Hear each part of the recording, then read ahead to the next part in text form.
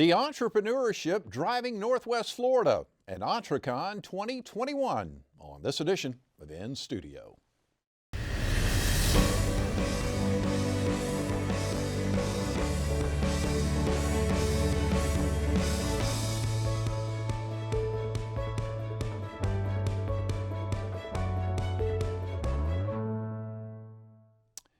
Whether you're a high school student with a lawn mowing business or an IT wizard with a high-tech startup, you possess a certain energy and drive to do it your way.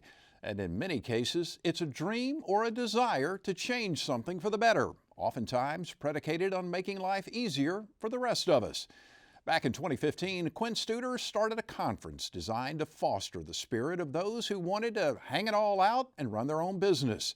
Since then, EntreCon has grown to be much more, embracing entrepreneurs for sure, but also corporate and community leaders and their employees. On this edition of inStudio, we'll look at the conference's evolution and how our Northwest Florida community is embracing a robust and growing business environment. Bert Thornton is retired president/COO and vice chairman emeritus of Waffle House. He is an accomplished author and speaker and has a board and advisory roles with several organizations. And he's also an entrepreneur in residence at the College of Business Center for Entrepreneurship at UWF. Sabrina Simpson is Chief Operations Officer at Something Old Salvage. She is a member of the Studer Institute's Women in Leadership program and has participated in the G Alpha Mentorship program. She is also gearing up to start a new and innovative business. James Hosman is Market President for Centennial Bank in Pensacola. He was named one of Florida Trend Magazine's Trendsetters Today and Beyond.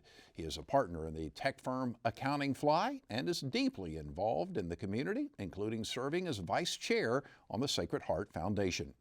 Rachael Gillette is president of the Studer Community Institute, the organization responsible for EntreCon. But it's much more, concentrating on community building, early brain development, leadership, and fostering entrepreneurship. By the way, here's a fun fact about Rachael. She was a barrister at law in England for 10 years. We're glad to have you all with us. Great to be here. Yeah. Anyway, I had not forgotten about that. Yeah, thank you. I love that fun fact. Thank you. Anyway, thank you all for being here. Rachael, let me begin with you. Give us kind of the 10,000-foot view. What is EntreCon? Business, leadership, and entrepreneurship. That's what it's all about. So we know that it's hard. We know that it's hard to own a business and be a leader in an organization. And if you're thinking of starting a business, my goodness, that's even harder. So we wanted to bring this conference to our community so that we could help those people and really give them the tools and the information that they needed by bringing in world-class speakers really to our community to inspire them and motivate them and give them the information that they needed in just this really wonderful environment. And so that's what EntreCon's all about. We have 2 days of high energy, fun, motivation, and inspiration. And then with our breakout tracks, which I know we're going to talk about, we dive in deeper and really get to the heart of some of the matters that business leaders and entrepreneurs and employees need to know about. Yeah. Bert, I know you've been one of the speakers in the past at EntreCon. What was your experience with it? Well, this EntreCon is a world-class event in a hometown environment. When I first keynoted at EntreCon, that was the first time I'd been, and I was just amazed at how so well done it was, and I was deeply impressed with the attitudes of the people that were in the audience and in the breakout sessions. Clearly, they were completely engaged in what was going on. So it's just a wonderful thing for emerging leaders, C-suite people. You see all kinds of folks coming to EntreCon. You see early folks coming on a scholarship, and then you see the CEOs bringing the entire team. So there's a little something for everybody. Rachael has designed a program that is just completely wonderful for all phases of business, whether they're employees or leaders. It's a great program. And even if you're an established business and you're a CEO, so many times large companies, Fortune 500 companies, they want to instill that entrepreneur, what's the word I'm looking for, energy within the corporation. Now, you work for a decent sized organization in Centennial Bank. What do you take out of something like this? I think a lot for just me personally and for the attendees is Rachael mentioned the environment. I mean, you can go online and hear presentations from a lot of great speakers, but it doesn't have the same impact as being able to be there in person with other people that are like-minded and want to be a part of that environment. To be able to go in and talk with people like Sabrina who are just now starting their business, and then turn right around and somebody that's been in it and been in the trenches like Bert, to be able to have those conversations outside of the speakers that are actually there as well. I think that's really what EntreCon brings to this community. In addition to the world-class speakers that they're giving, that everybody access to. It's just the entire environment is really what makes that event special. Sabrina, tell me a little bit about yourself. Tell me about your business. So Centennial Salvage is a full-service junk removal company. So we always say our business is very simple, but we have a profound effect on our clients' lives because we meet people in all stations of life. They're trying to get rid of things, downsize. Maybe they have aged parents, they're moving in or out of the area, so they're kind of stressed. So we come in and we help our clients get rid of those things that's just kind of inundating their space. And it's just grew organically, and we've just been so blessed with all the mentorships and things that we've gotten from Studer and so many others to be able to continue to grow our business and grow our team. And so events like this here helps us to kind of continue to be that sponge and soak it up so that we can go back and really pour into our team, pour into our clients, and continue to just do what we want to do in our community. What was the triggering mechanism to make you guys want to start this business? I think it was just kind of like necessity. We saw a need in the market. It started off as a free service. My husband has been picking up scrap metal and things all of his life. And when he lost his job, it was a way to supplement his income. And so he would offer to come pick up scrap metal for free. And because he's amazing, and people was like, I need you to do this. And so it just developed from there. And we saw the need for it in this community for a good professional junk removal service. That sounds so weird and like an oxymoron, but that's really what our identity is. Yeah. We want to provide clients with a much needed service, but also with stellar communication and stellar customer service, which I think is the backbone of any business.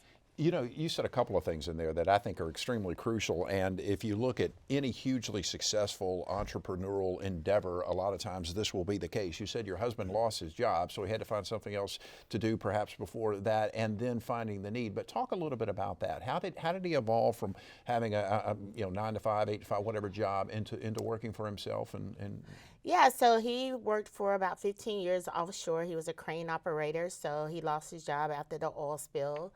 And he took a job he was making less money with one of the local organizations here. I was working from home. I worked for a software company for a number of years. And so he wanted to, be able to still bring in the same amount of income that he was. So, you can make money in scrap. He's been doing it since he was 8 years old with his dad. So, yeah. And I wanted to be there to support him. I come from a background where I've been managing people for 20 plus years.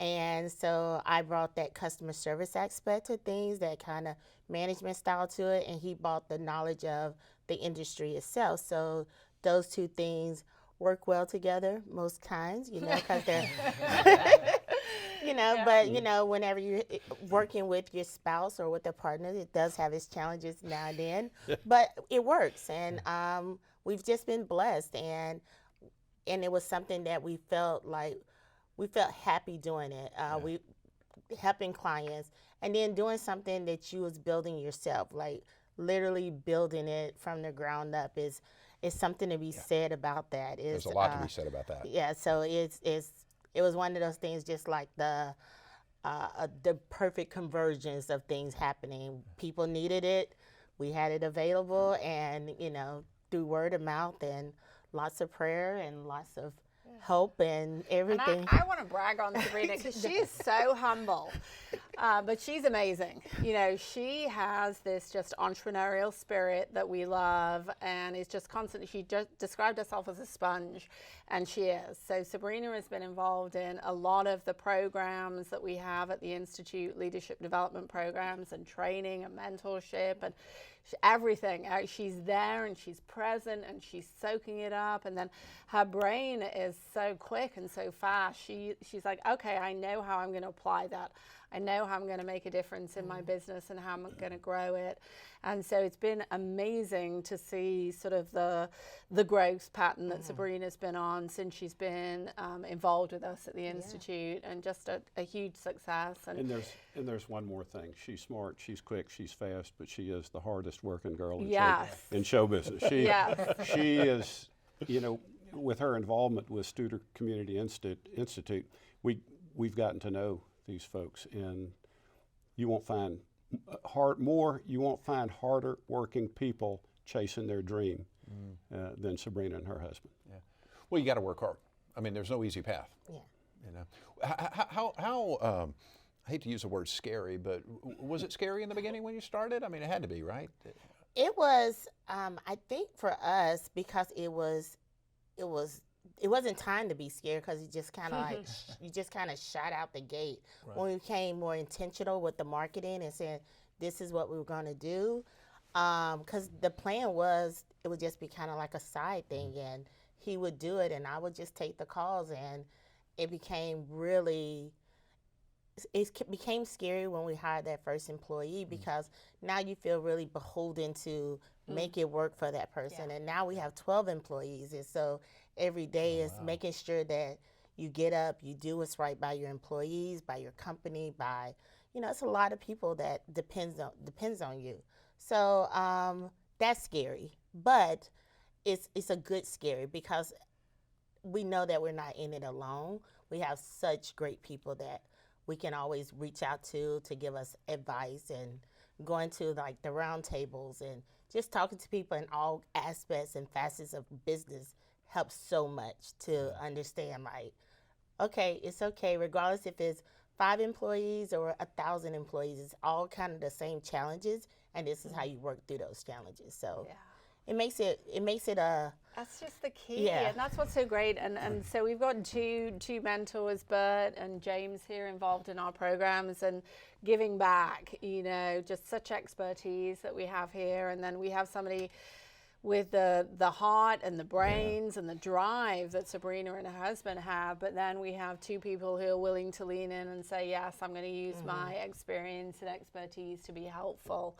That's what the Institute's all about, and that's what we do at EntreCon and with all of our programs. So it's just great. Yeah. Go ahead and jump in, James. You want to add? Yeah, I was just going to add too. I mean, I think what's great about the spring is the selection process that you guys go through to bring these entrepreneurs into it as well. So, you know, Sabrina is a prime example of you know, the quality of the people that are part of that program. So Bert and I, we're on the same team, you know, as mentors for one business, and you know, this group really has it together. I mean, they come in, they've got their homework ready, they want to be a part of this, and they want to see their business grow. And a lot of times we sometimes feel like more just of a sounding board than anything. These, you know, you guys know your business better than we know your business. We're just out here to, you know, to offer advice on things that you guys have questions on, and we're not. I think you underestimate the power that a mentor has, because it is when you've already seen it, and then we come in with things or questions, and you guys say, "Well, try this here." It's like,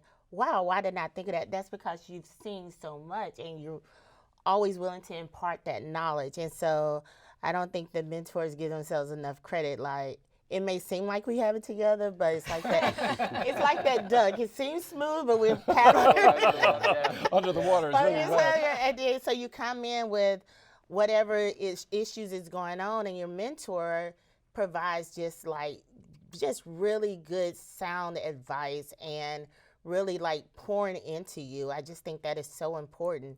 And so you leave there feeling like you can conquer, you can take it on, because they've given you such good advice. And like you said, sounding board, even if it's just confirmation of your idea, right? Yeah. Well, one of the things that you find as a mentor when working with folks like Sabrina and other companies, emerging companies, is that things that are intuitive to us are, and you're familiar with my term BFO, blinding flash of the obvious. Oh, wow.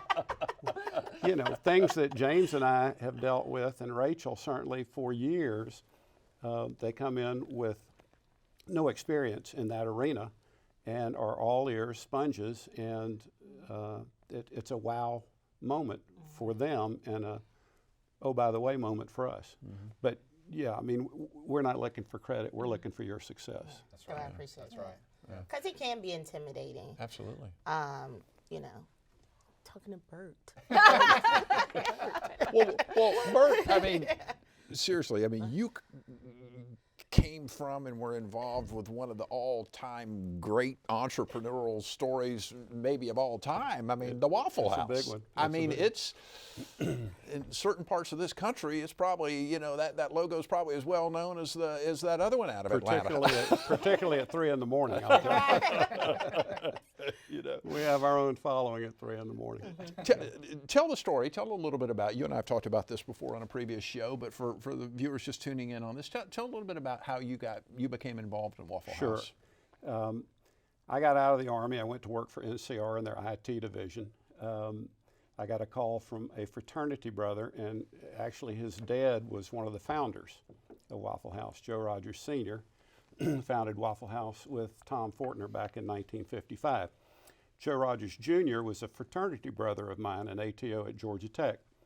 And he was getting into the business. He had gone to Harvard Business School and realized he could make more money in the Waffle House business if he did it right than he could as an investment banker. So he was looking for help.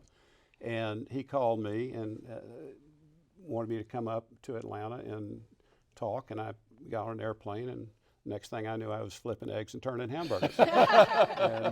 and 40 years later, it worked out pretty well. Yeah, I would say so. You recently did something here in Pensacola. You had an open house for the Waffle House that was reconstructed and invited some folks in. We did. We decided that it was important to honor and appreciate the folks who support, promote, and protect Pensacola. And so with Rachael's help and Quint Studer's help and D.C. Reeves' help, we sort of fashioned a short list of about 50 to 60 people. And I wondered if we were going to throw a party and nobody would show up, but that was not the case. Everybody came. It was the folks who really play an important role in making Pensacola the vibrant community and the safe community that it is today. So we threw that party, and we gave everybody. Do you still have your name tag? I do, as a matter of fact. Everybody got a Waffle House name tag that said, like, Jeff Weeks, Pensacola champion. And everybody got a Waffle House cap and some swag and some pins. And it was, I mean, we had the current mayor, we had the chief of police, we had sheriff's department folks there. But then we had mentors, businesswomen, businessmen, attorneys, anybody who's had a hand in making Pensacola great. Yeah. And it was a great party. And a lot of management from Waffle House. Yes. We had probably, and I've been doing the Waffle House thing for 40 years, and that's the most number of people I've ever seen behind a Waffle House counter. No. I counted at one time, and we had 18 people behind that counter. So it didn't matter what you ordered, we were going to be able to cook it. And the CEO of Waffle House. Yes, Walt Amer actually flew in from Atlanta to attend that party, and then went right back out. But that would lend itself to the importance we felt for that particular event. Yeah, I think so. I didn't say, Walt, you need to come. I let him know that event was on hand, and he just made the decision to fly in and say hello. I had a chance to spend a few minutes chatting with him. Just very, very impressive the way the organization is run and the way the organization looks at their employees. And I mean, you've said this before. I mean, you've had servers in the Waffle House that have done quite well over the years, haven't you? Because of the ownership. I have. Most people don't know that Waffle House is employee owned. And it's owned by the salespeople and grill operators. Other people call them waitresses and cooks, but our associates, the maintenance techs. And one of the last things I did before I retired as president, we had a gal in Anderson, South Carolina that retired after 30 years of service. And she had always bought the Waffle House stock that she could, 5% of her W-2 earnings in a payroll deduction plan, and she got stock options. She did not Christmas club it, meaning buy it during the year and then use it to buy the car or the Christmas gifts. And at the end of 30 years, she retired, and I went up to Anderson, gave her a hug, and handed her a check for $523,000. Wow. Waffle House waitress. That's pretty. First shift, 7 to 2, bacon and eggs. Yeah. Very cool. Pretty good program. Yeah. But you know, that shows the importance of ownership, and that's entrepreneurship. Yeah, you never underestimate the power of ownership. Nobody washes a rental car. Ownership is very powerful. That's true. That's true. No question. James, I know a lot of entrepreneurs probably show up on your doorstep at the bank looking for capital. What's your approach to that? Yeah, so I mean, you have to go into it knowing what you're getting into with an entrepreneur. A lot of times there's a lot of risk involved, and we have to make calculated decisions on our end on how much risk do we want to undertake on a project. But at the same time, we're really here to help those entrepreneurs, and the last thing we want to do is put an entrepreneur into a project that they can't afford to pay back. Right. And so oftentimes we act as counselors and consultants and advisors as much as we do bankers and lenders and depository institutions. A lot of it is there to ask some of the hard questions that maybe entrepreneurs haven't already asked themselves, or if they have asked themselves, get them to put those answers on paper. And so it's really exciting to see projects come from just an idea with somebody walks in, and maybe it's the first time they've talked to somebody about what they're doing, and maybe it's not. Maybe maybe they're an entrepreneur and they've been doing their own thing for a couple of years, and they've come in and they're somewhat established, and so you get to see entrepreneurs at all different phases. And we've got entrepreneurs. I mean, when people think of entrepreneurs, oftentimes you think, okay, somebody that's just starting their business, but that's not the case. I mean, I've got entrepreneurs that are they make millions of dollars a year, but they're still an entrepreneur, and they're a small business by definition, and that's what makes this world go round. And I think that that's really important. It goes back to Bert and the event that they did at Waffle House, and what the fact that that's an employee-owned business, and that they brought that to Pensacola. And it says a lot about this community and the entrepreneurial spirit that we have here. So it's exciting getting to see entrepreneurs come in and watch them grow and be with them during that process. I sat down with an entrepreneur the other day. They own a restaurant, and we were on a Zoom call. It was myself, somebody from our treasury management department, and we were on with them, with their accountant, their attorney, and we were trying to figure out how we can all work together to help this business grow. So it's not, nobody works in a silo. We're all working together to try to help those entrepreneurs and provide them a product that is ultimately, at the end of the day, going to be a tool for them to help grow their business. And people, when they go looking for capital or looking for money, they should not be intimidated by the idea of coming to talk to you or some other organization, right? I mean, test the waters, right? Yeah, not at all. I mean, we're here to help out. So I would say do your homework and be prepared for a conversation. Right. First impressions are a lot, but don't be scared. I mean, that's what we're there to do. We're there to help out and be that sounding board. And I think that's one of the key things with the Institute. We have found that there is some intimidation, and where do I go, and who do I talk to? And so that's our goal, is to really, with our entrepreneurship program through the spring, is to be that front door, to say, come to us, we're a friendly face, we can help you. And we have trusted advisors like James at Centennial, like Bert, and we can point you in the right direction. So that was one of the gaps that we found. And it's free. Bringing those people in and just free. being trusted. Yes, free service for them. Yeah. Because it's all about growing Pensacola. Right. Yes, exactly. And so we can put them through the various programs. We can bring them in through the front door, through entrepreneurship, through the spring, and then we can put them through the various different programs that we have. And Sabrina's just such a great, so she's one of our success stories that, she comes in, she joins the Women in Leadership Roundtable. Then she finds out what else we've got going on, and credit to her. Then she gets accepted into the G Beta program and EntreCon. And so it's just, we love it because that's what we're able to do through the Institute, is realize what the business community needs and then be able to provide those services to them, because we have such great sponsors and partners who invest in us, in the Institute as a nonprofit, and then we just plow that right back into the community. And of course EntreCon's a huge part of that. Like James said, we have fun. We have a ton of fun at EntreCon. You can learn, and then you can network, and you can make connections and see those people who might normally be sitting behind a big desk at Centennial Bank, but they're there in person drinking coffee and wearing their lanyard like you are, and it's just sort of, okay, well maybe I can make a connection here that I can then follow up and get some help or mentorship or whatever. I think there's something that's really special about not just EntreCon, but all the events that happen in the Pensacola community.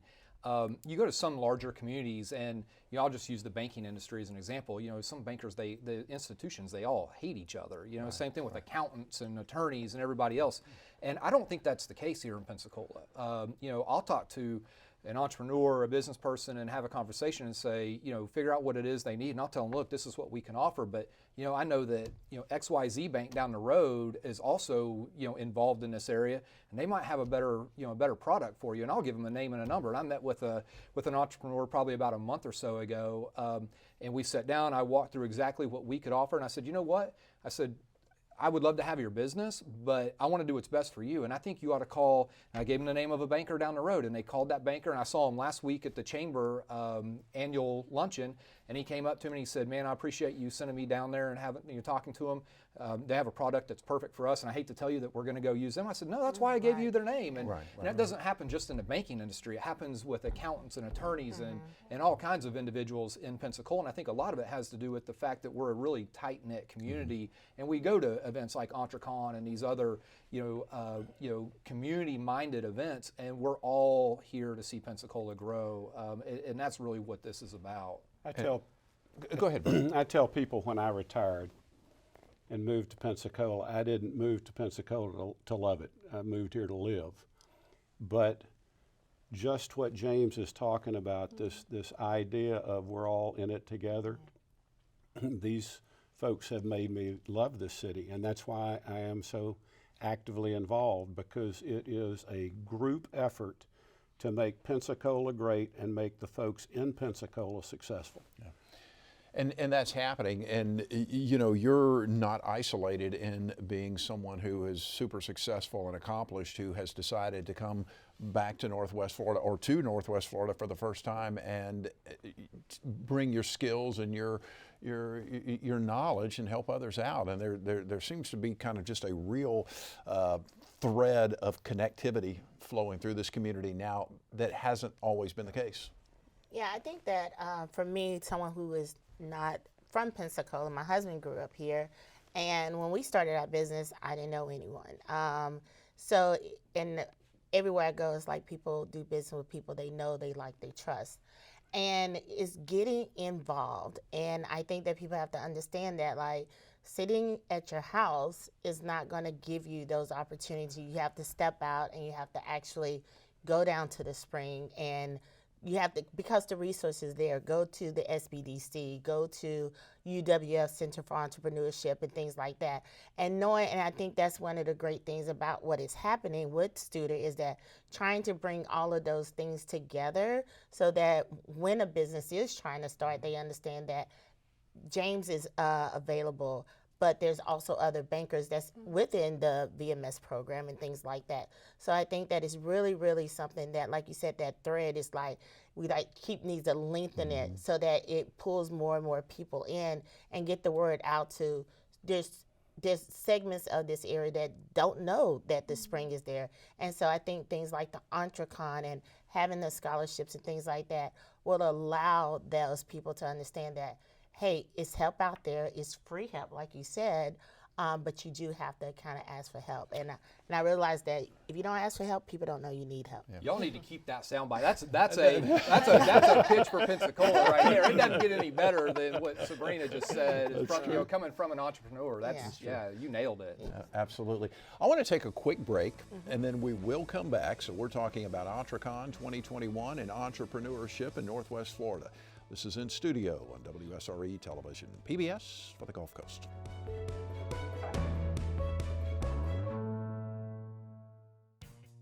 WSRE Public Television and the Escambia Elementary Principals Association congratulate these Shining Star Award recipients. These students were selected upon the basis of good citizenship and adherence to the core values adopted by the Escambia County School System: equality, responsibility, integrity, respect, honesty, and patriotism. Congratulations to all of these outstanding students. Join us in downtown Pensacola for the Festival of Trees on Thanksgiving weekend. Trees and wreaths decorated by local designers will be on display at the Museum of Commerce and up for auction in support of the WSRE TV Foundation. Admission is free. You are watching viewer-supported WSRE TV, a service of Pensacola State College.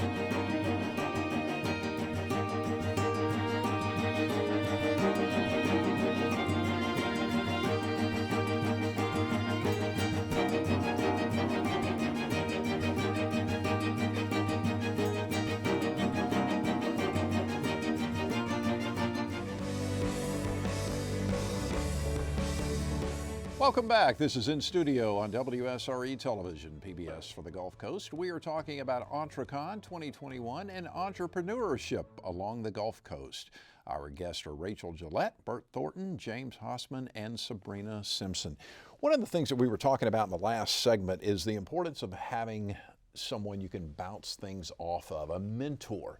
Bert, since you've retired, I know that's one of the things that you've really focused on is becoming a mentor. You've written a couple of books about that. Talk about it. Well, it's, at this point in my age and stage in my life, mentorship is my driving force. I don't think there's, for me, success is creating value, and where better to create value than in another person's life.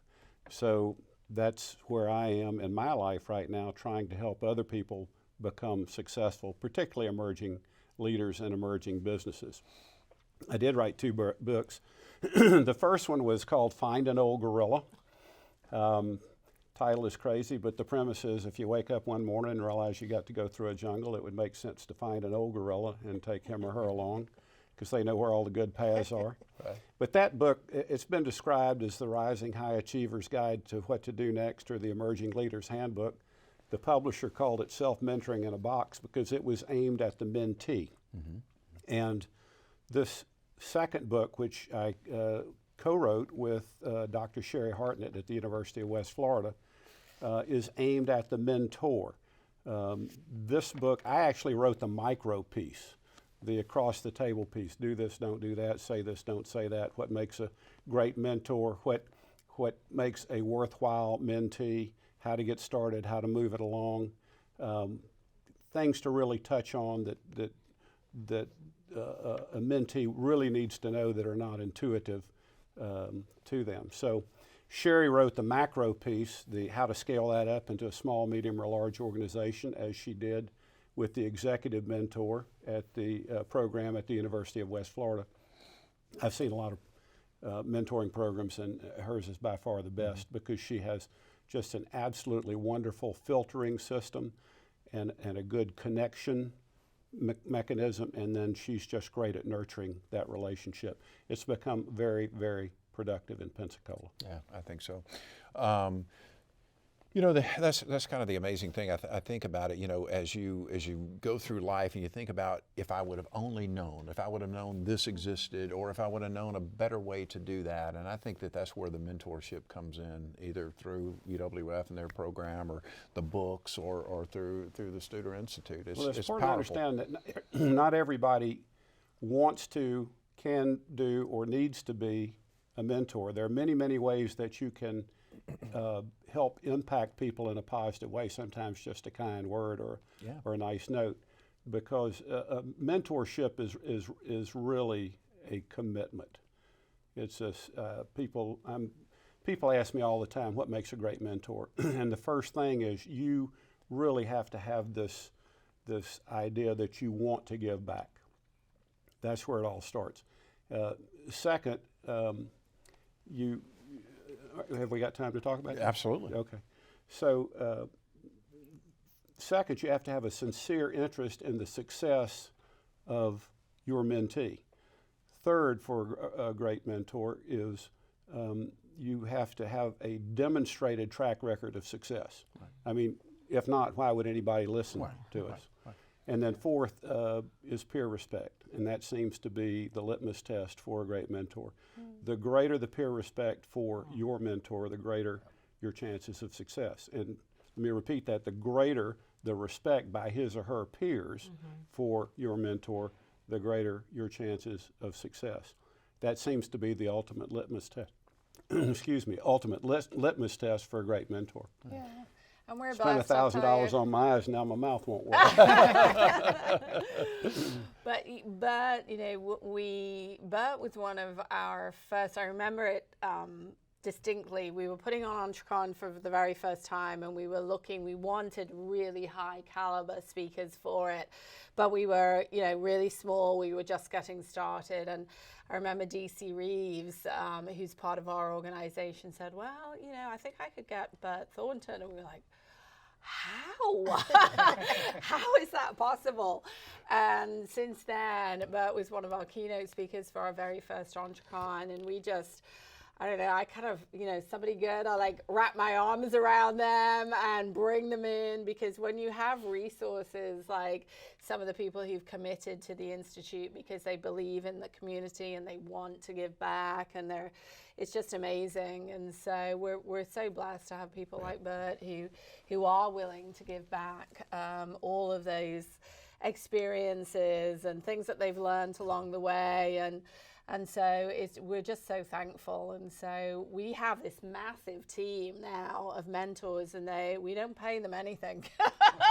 You know, we're just so fortunate. We love on them a lot because we do. But I think that's what sets them. Pensacola apart. Yeah. Because Pensacola is replete with people like Jeff Weeks who volunteer their time to make things better for everybody in the community. It's just a wonderful, wonderful environment. Yeah. Well, and not to turn this into how great Bert is show, but I brought you out to speak to an organization back before COVID and talk about the book and whatnot, and he did, and sold some books, and immediately turned around and gave all the money to a gentleman who happened to be there with a local charity. So you truly are, you know, put your money where your mouth is. And thank you, sir. And by the way, he's a pretty doggone good speaker too.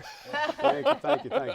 You know, something that's really unique about all the mentors, and I'm part of the Spring, and like I said, Bert and I are, you know, we mentor together for a company, and I'm part of the UWF Executive Mentor Program.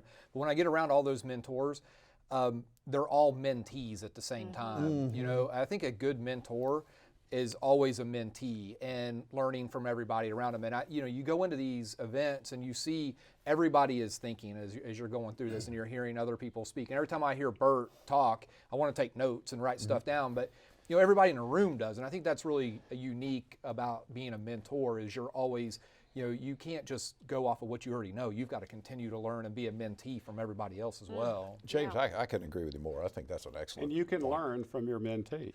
Yeah, absolutely. Absolutely. I'll tell you where that space is important to me. I was mentoring a graduate student at UWF, and I said, I've got an IT problem. Tell me how can I fix this? And so all of a sudden the conversation turned to him, and he gave me 15 minutes on mentoring me on current IT issues. It's just outstanding. I mean, I love it, the energy and the atmosphere, and it's kind of almost a microcosm of what we get at the conference, because you get so many different people, and that's one of the good things about EntreCon. It is non-industry specific. So sometimes you can go to a conference and maybe, you know, you're talking to bankers, and it's interesting because you're learning inside industry stuff, or you know, for maybe architects or something. But in this environment, you're with all these different people. And so that's where you get this real kind of creative thing going on, and people are learning from each other. It is synergy energy. Yes, love that. I mean, you just sit and you just can't help but sponge it up. Yeah. Because I think one of the things about being an entrepreneur, there's this common denominator, and regardless of what industry it is, you know, is growing access to capital, cash flow, employees, staffing, you know, all of these things that you are dealing with. And so regardless of what industry they're in, you can take those lessons from it. And so that's why I think the synergy is there by not being specific. You know, yeah, if it's an architect, you can learn about specific things, but being a business owner, like I said, I've managed people for a long time, but managing people in a business and actually owning the business is two totally different things, two totally different headaches and things like that. And when you're around like-minded people, it gives you, number one, you feel like I'm not a failure because I messed up, because you're going to mess up. But it's like getting to that next step and taking that next step. And so I think that is so important for entrepreneurs to be around not just people within your same industry and things like that, but being around a diverse group of people. So true. Because that really does give you the insight that you need to start to delegate things or start to do this and that and come up with those things that's needed in order to grow your business. I just think those things are just super important, and which is what I've totally learned. Yeah, I agree. Can I say one thing? One more Please thing do. about EntreCon. The keynotes are terrific. I mean, world-class speakers right here in Pensacola. The breakout sessions are great. The lunch and learns are great. But it's almost like the real work is done in the conversations offline, where people get together and all of a sudden they find out they have a mutual interest or a mutual need. Yeah. Or I'm talking with James and Sabrina, and we find that we can help each other. There's a great deal of that goes on at It EntreCon. totally does. People come out of these sessions with these speakers or panels in the breakout sessions and gosh, you know, excited and so on, and then they're talking to each other and those connections are made. And it just really spurs the growth, you know, which is what we're there to try and help. So it's just delightful when we can see it happen and be part of it. And it's just our mission, you know, that's the mission, improving the quality of life for all people. And so when you see it happening at a conference like EntreCon, and you get 500 people and everybody's jazzed, and then years, you know, you see it year on year, the same people come back. We have a lot of people repeating as well as new people, but then you see the progress. Maybe they had the idea to start the business at EntreCon and they got the courage because they got the encouragement and they made some contacts, and then, you know, 3 years, 4 years later, they're coming back and they're bringing their team with them. Right, they come early as learners, Yes. and then later they come as coaches. Yes, yeah, and they it's bring just- the team, and now the team's It's just a learning. magical, EntreCon is just a magical mix Yeah, of energy and experience and information. It's a wonderful thing. And you know, I'd be remiss without bringing this up, but you think about this. It started back 2015. yes. Okay, with one of our great entrepreneurs, Quentin Studer, Yes. who you know basically said, I mean, he didn't have to. You know, he was obviously very successful. Could have taken his assets and gone anywhere, I'm assuming, and decided to really invest in this community. And I haven't spoken to Quint in a while, but I'm just curious of what's going through his mind right now as he takes a look at the success that this has the success that has occurred over the past 6 years. Well, we're just so fortunate because, like you said, Jeff, he could have said, "I'm, you know, going to invest in anywhere," but he invests where his heart is. Yeah. And, you know, he has heart back in Janesville, which is, you know, where he's from, and he's investing in that community, but his heart's here too. So incredibly fortunate to have that, and just pouring so much time and talent and treasure into this community. Quint is a visionary. You know, he just is able to see what is possible, not just see it, but then know how to create it and what the path is. And And so, I mean, I'm just so fortunate to have able to have been with the Institute since we got started, seen that vision, and then worked with him and alongside him to put all these different programs in place. And by really focusing on what the needs are in the community and how we can serve entrepreneurs, business owners, leaders, and help employees, we're trying to create great places to work.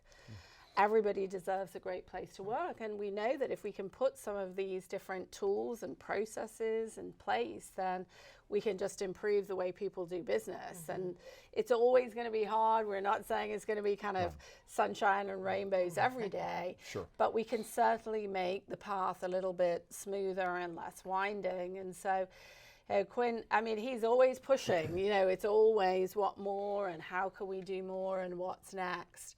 But we love the success stories when we hear stories like Sabrina's and others who we've worked with and helped start or grow their business.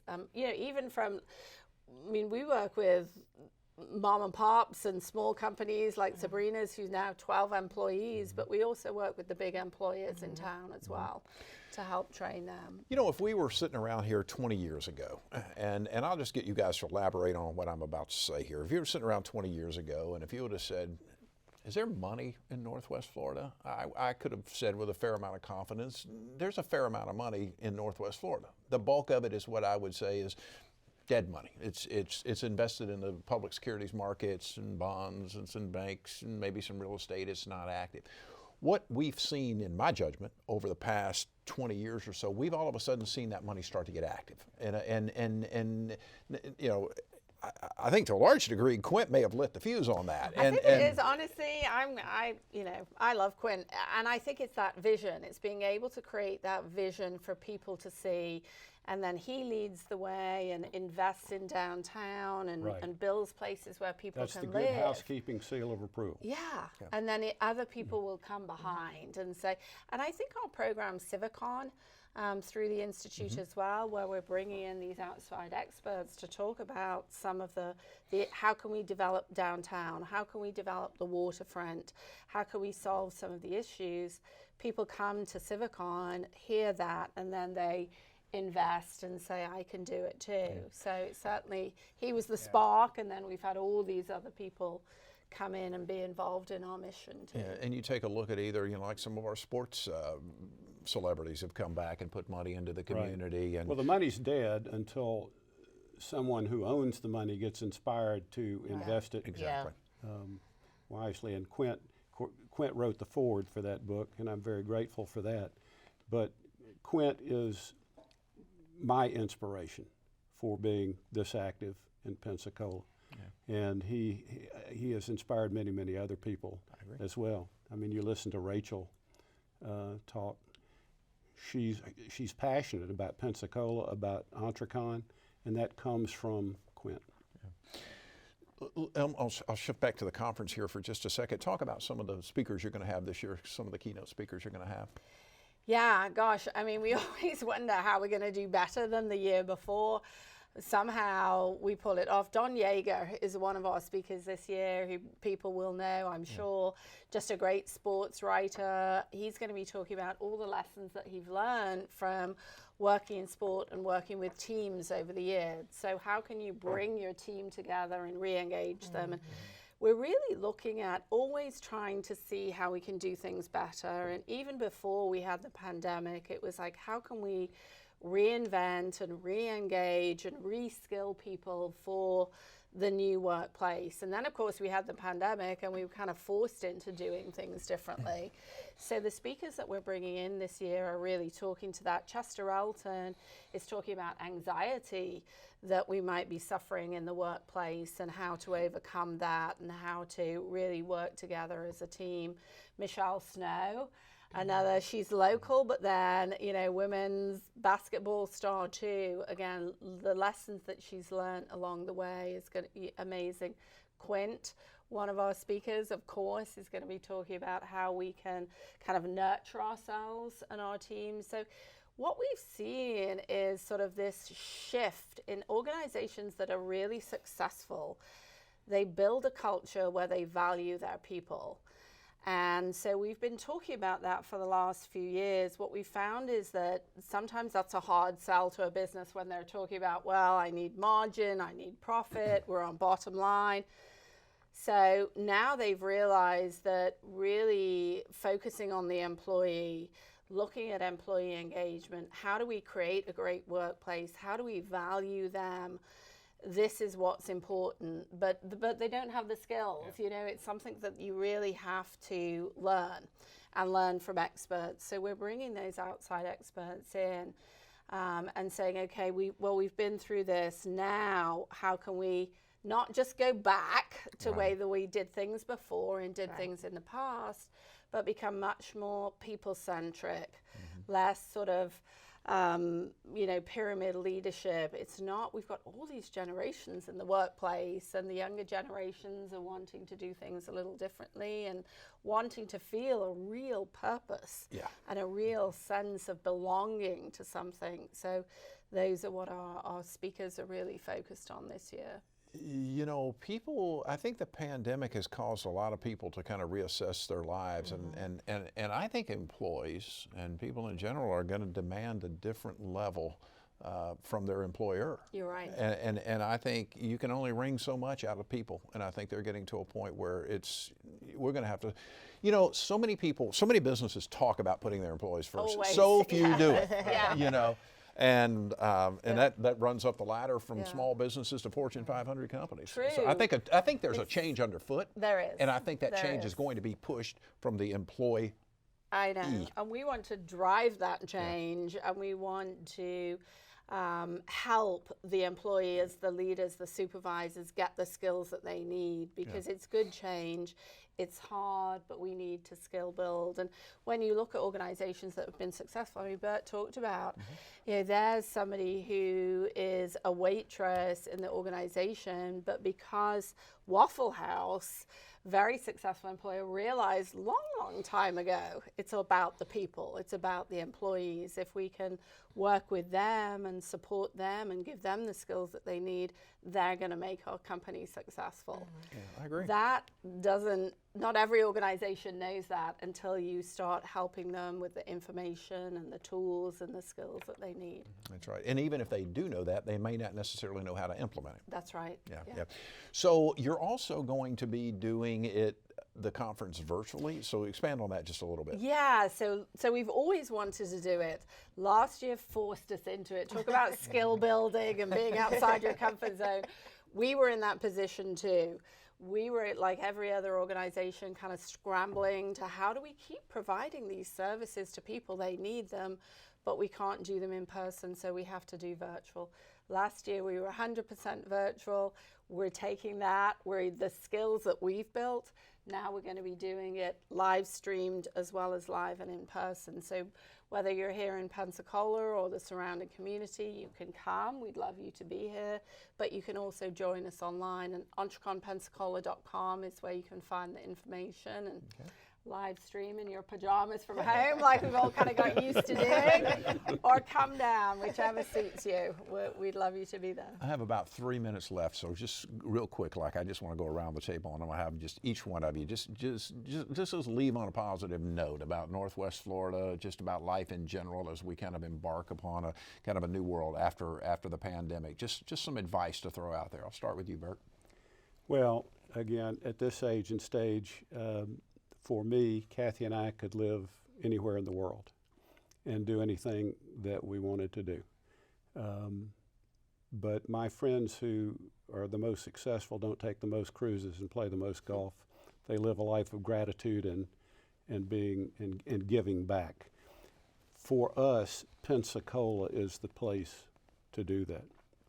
And that's because the people in Pensacola are same-minded in that exact effort of building value in Pensacola and its people.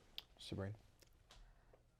So to piggyback earlier, it's like people that have already achieved some level of success wants to give back to a junk removal business, you know, and I think that I kind of took that for granted, like we're just hauling junk, you know, but for someone that you respect and you look up to and who says, you're valued, and we want to make sure that you're successful.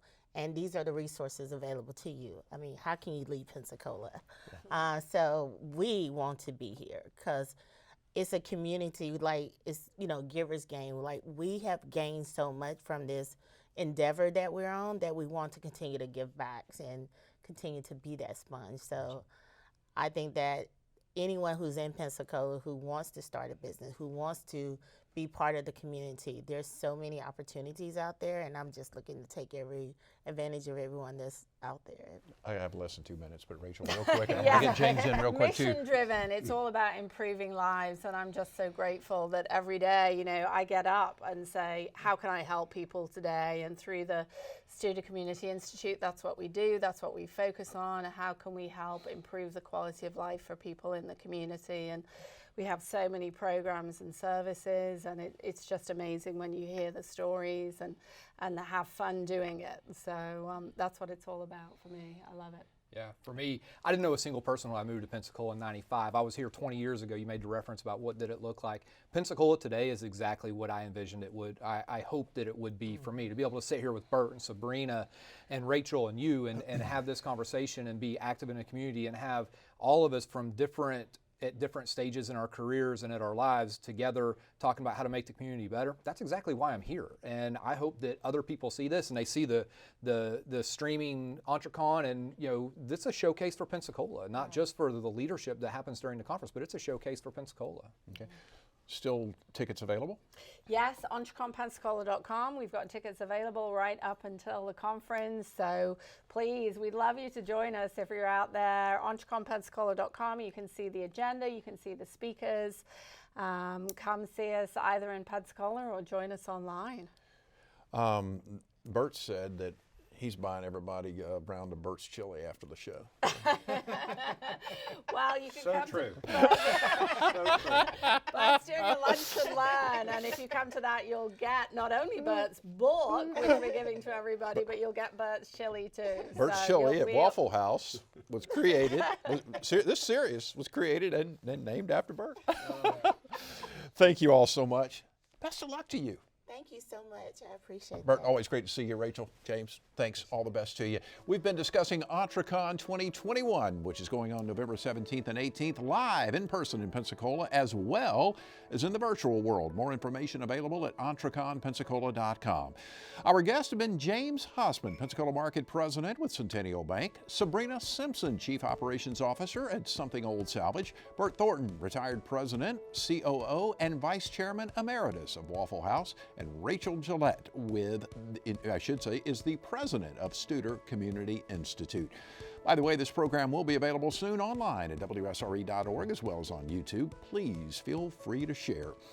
I'm Jeff Weeks. Thank you so very much for watching. I hope you enjoyed the broadcast. I wish you all the very best. Take wonderful care of yourself, and we'll see you soon.